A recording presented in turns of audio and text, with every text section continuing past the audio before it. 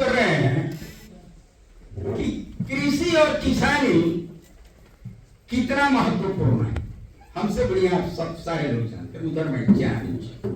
लेकिन जब हम अन्न उपजा रहे हैं तो हमारे बच्चे की पढ़ाई की जिम्मेवारी सरकार को लेनी चाहिए, जो कि ऐसा हो नहीं रहा है। WTO के गठन के बाद से शिक्षा के क्षेत्र में जो कमर्शियलाइजेशन हुआ है उसमें किसान अपने बच्चे को पढ़ाने में विफल होते जा रहे हैं।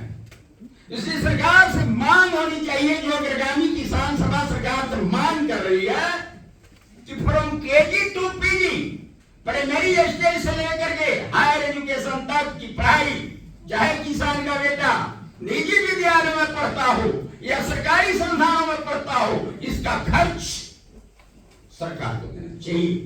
और ये डिमांड मैं अपील कर रहा हूं समाज। इतना ही नहीं साथियों, एक और क्राइसिस है हेल्थ के बारे में। सरकार WTO के गठन के बाद से हेल्थ के सिस्टम में भी नर्सिंग होम, निजी नर्सिंग होम का इतना प्रचलन हुआ है कि इलाज के अभाव में किसान अपना खेत बेच रहा है। एक तरफ हम अन्न उपजाते हैं, सब लोग खाते हैं, और दूसरी तरफ बीमारी के चलते हम मर जाते हैं, कोई पूछने नहीं आ रहा है।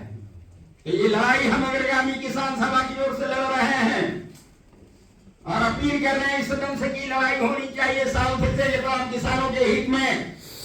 तो बीमार जब पड़े तो चाहे निजी हॉस्पिटल में अपना इलाज कराए, चाहे सरकारी हॉस्पिटल में कराए, खर्च के सारे खर्चे जितने इलाज के खर्च आए वो सरकारी खजाने से भुगतान होना चाहिए। ये डिमांड हम लोग लड़ रहे हैं सरकार से। और ऐसे किसी साउथ एशिया में भी इस तरह की डिमांड होनी चाहिए। चौथी बात मतलब यह है मित्रों, जूट और कपास। सदन का ध्यान इधर में आकर्षित होना चाहिए। जूट और कपास से निर्मित वस्तुओं को made from jute and cotton के जितने गुड्स हैं उनके बिक्री पर टैक्स लगाना बंद कर दे सरकार, चाहे भारत की सरकार हो या भारत के साउथ एशिया के किसी देश की सरकार हो। जूट और कपास से निर्मित वस्तुओं को टैक्स फ्री किया जाए। इसका गुड परिणाम यह होगा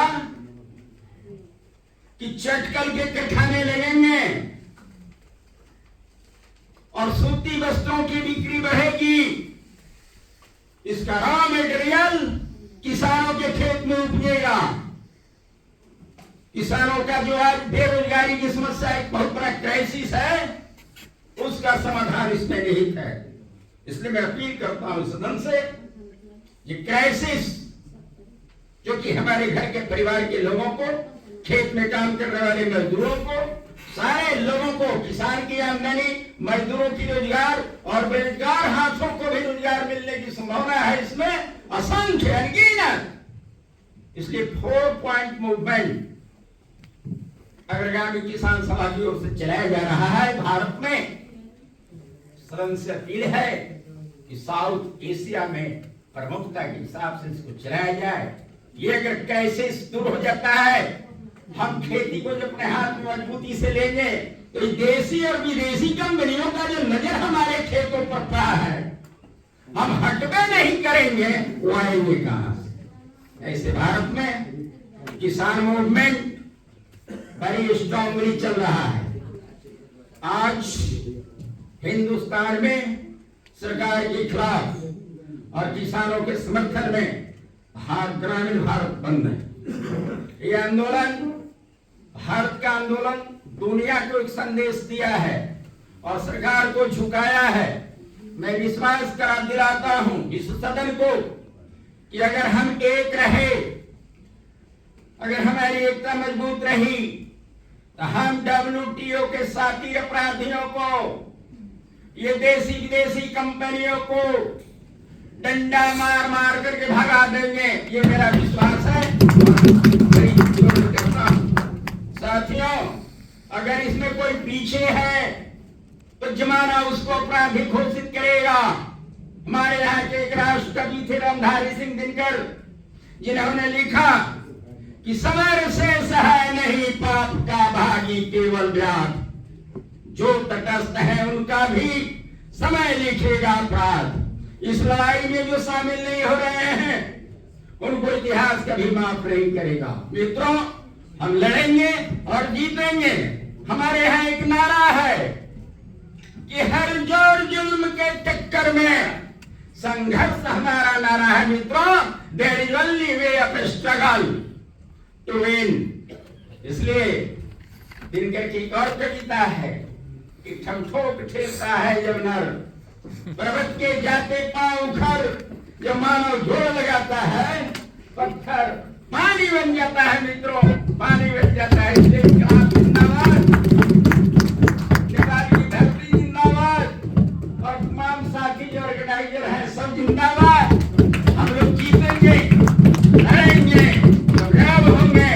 ये देसी विदेशी कंपनियों को मार भगाने में सफल होंगे।